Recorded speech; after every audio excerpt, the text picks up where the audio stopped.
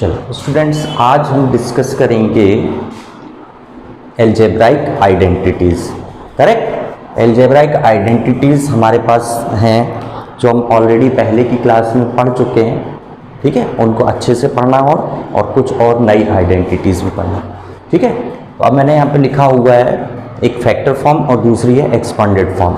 ठीक है, तो पहली आइडेंटिटी, सबसे पहली आइडेंटिटीज़ में हम ऑलरेडी पढ़ चुके हैं a plus B whole square.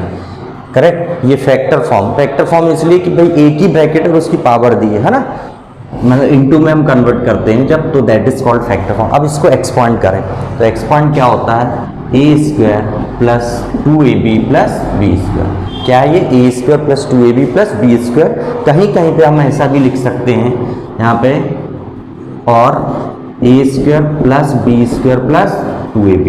कई बच्चे बहुत कंफ्यूज हो जाते हैं, कभी ऐसा लिखा मिला कभी ऐसा मिला लिखा, कोई प्रॉब्लम नहीं, हम दोनों को ही सेम मानते हैं। ये expanded form means open form और ये है फैक्टराइज फॉर्म। ठीक है, फिर सेकेंड देखें, हम इसको फैक्टराइज फॉर्म भी बोल सकते हैं। Second a minus B whole square. a minus B whole square means क्या हो गया, A square minus 2ab plus B square, और इसको भी हम लिख सकते हैं A square plus B square minus 2ab। बच्चे ध्यान देंगे कि जो स्क्वायर वाले पार्ट हैं, मतलब ए स्क्वायर और बी स्क्वायर, ये पॉजिटिव हैं। ठीक है ना, ये पॉजिटिव है। सिर्फ पार्ट कौन सा पॉजिटिव या नेगेटिव हो रहा है, जिसमें ए और बी मल्टीप्लाई हुए हैं। करेक्ट, जहाँ पे ए और बी मल्टीप्लाई हुए मीन्स यहाँ पे देखें, ये पहले वाले में 2ab कैसा है, पॉजिटिव। क्यों पॉजिटिव है, क्योंकि हम यहाँ पे देखें तो ए और बी दोनों कैसे हैं, पॉजिटिव। तो भाई जो जब दो पॉजिटिव नंबर का हम इंटू करते हैं तो उनका आंसर भी या रिजल्ट भी कैसा होता है, पॉजिटिव होता है। अब यहाँ पे दूसरे वाले में हम देख रहे हैं कि 2ab वाला पार्ट कैसा है, नेगेटिव। क्यों नेगेटिव है, क्योंकि यहाँ पे a तो पॉजिटिव है लेकिन b कैसा, नेगेटिव। एक हम देख लेते हैं, अगर 2 इंटू -3 करेंगे तो आंसर हमारे पास क्या आने वाला है, -6 आएगा। करेक्ट है, तो एक नंबर के नेगेटिव होने के कारण इसमें जो प्रोडक्ट वाला पार्ट है, मतलब ए बी वाला पार्ट, सामने 2 लगा है, वो तो फार्मूले के या आइडेंटिटी के थ्रू है, बट ए बी वाला पार्ट कैसा होगा, नेगेटिव होगा। क्लियर है। तीसरी identity a minus B into A plus B. Correct है, कभी कभी हमको ऐसा लिखा मिल सकता है a plus B into A minus B, कोई प्रॉब्लम नहीं, a माइनस बी सामने लिखा हो या a प्लस बी सामने लिखा हो, दोनों की मीनिंग सेम है। तो ये इज इक्वल टू होता है A square minus B square. क्या हो जाता है ये, A square minus B square. चलें, इसके अलावा अब हम फोर्थ देखें, a plus B plus C whole square. A plus B plus C whole square. Correct है। अब इधर पे 3 नंबर से उनका स्क्वायर करना है, तो कोई प्रॉब्लम नहीं, सबका अलग अलग स्क्वायर। पहले तो तीनों का स्क्वायर अलग अलग, A square plus B square plus C square, अब दो का इंटू। ठीक है ना, तो प्लस क्या आ जाएगा, 2ab प्लस, अभी मैं फिलहाल क्या लिख रहा हूँ यहाँ पे, ab plus bc plus ac, है ना। अब ऐसा याद रख लो कि हम दो का इंटू कर रहे हैं तो सबके सामने 2 लगाना है, तो ये याद रखने का तरीका हो गया, है ना। तो A square plus B square plus C square plus 2 का इंटू साइक्लिक ऑर्डर में। साइक्लिक ऑर्डर देख लें, अगर हम क्या हो गया, अगर यहाँ पे ए है, यहाँ पे बी है और यहाँ पे सी है, तो पहले ए बी का इंटू, फिर बी सी का इंटू और फिर ए सी या सी ए का इंटू। करेक्ट। और चूंकि 2 को मल्टीप्लाई कर रहे हैं इसलिए सबके सामने हमने क्या क्या लगा दिए, 2 लगा दिए। याद करने का तरीका बता रहा हूँ, क्लियर है। इसके अलावा हम नेक्स्ट आइडेंटिटी देखते हैं। ठीक है,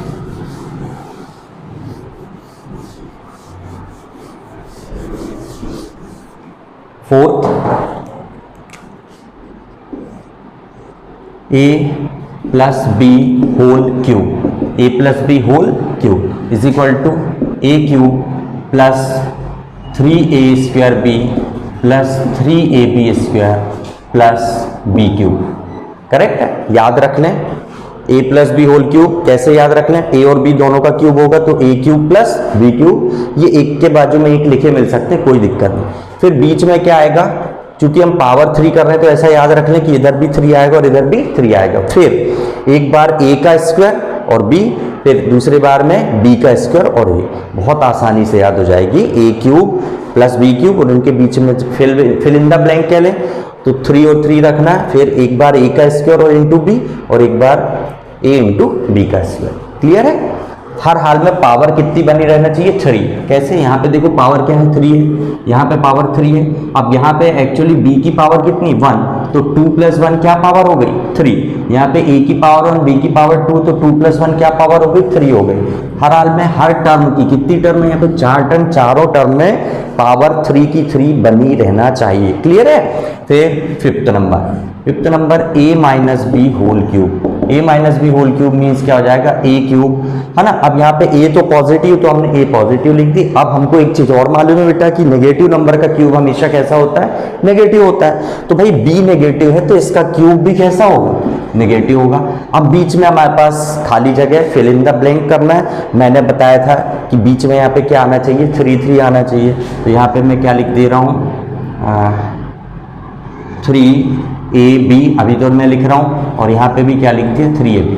अब यहाँ पे साइन लगाना हमको, ठीक है ना।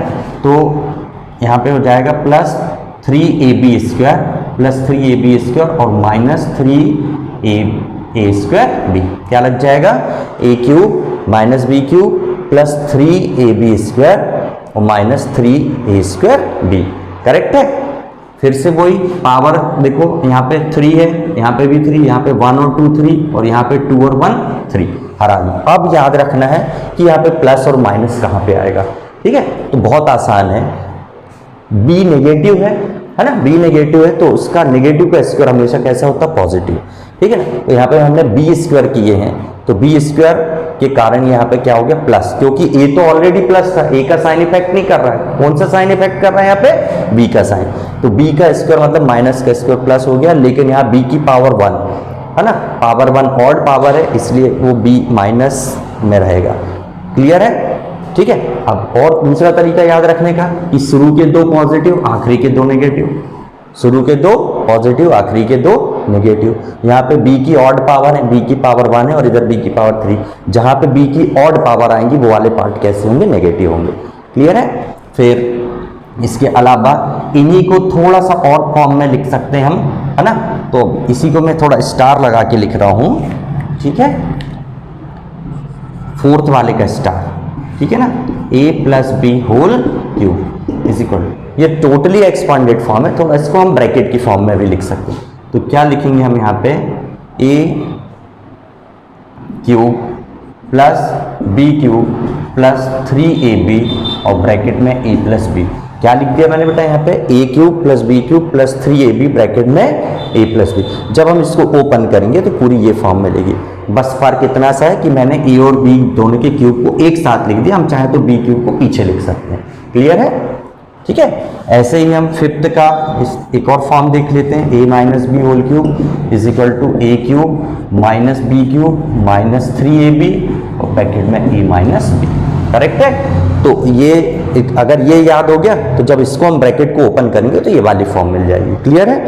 अब एक और सबसे ज़्यादा इंपॉर्टेंट आइडेंटिटी, बहुत ज़्यादा हमको यूज़ होती है, मतलब जिसके क्वेश्चंस हमको बहुत यूज़ करना पड़ता है, a³ + b³ + c³ - 3abc।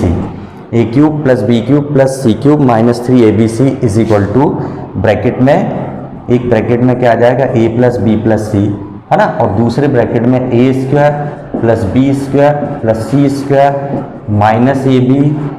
- bc - ac। Correct है। तो मैं यहाँ पे भी सेम ब्रैकेट लगा दे रहा हूँ, कोई प्रॉब्लम नहीं है। क्या आइडेंटिटी है, ये थोड़ी बड़ी आइडेंटिटी, याद रखने में थोड़ी सी दिक्कत होती है, लेकिन फिर भी कोशिश करते हैं कि याद कैसे किया जाए इसको। a³ + b³ + c³ - 3abc, एक ब्रैकेट में तो क्या आ गया, a + b + c, यहाँ से देख लें तो a + b + c, ठीक है ना, प्लस दूसरे ब्रैकेट में इन्हीं abc का स्क्वायर, तो a² + b² + c²। करेक्ट है। फिर 2 का इंटू, तो ab, bc और ac, और सबके सामने क्या लगा है, माइनस, तो -ab - bc और -ac। ये बहुत ज़्यादा इंपॉर्टेंट एक्सरसाइज के क्वेश्चन हैं, क्वेश्चंस हमको मिलेंगे, बहुत ज़्यादा इंपॉर्टेंट एक्सरसाइज है 2.5, उसमें ये सारी आइडेंटिटीज हमको यूज़ करना है।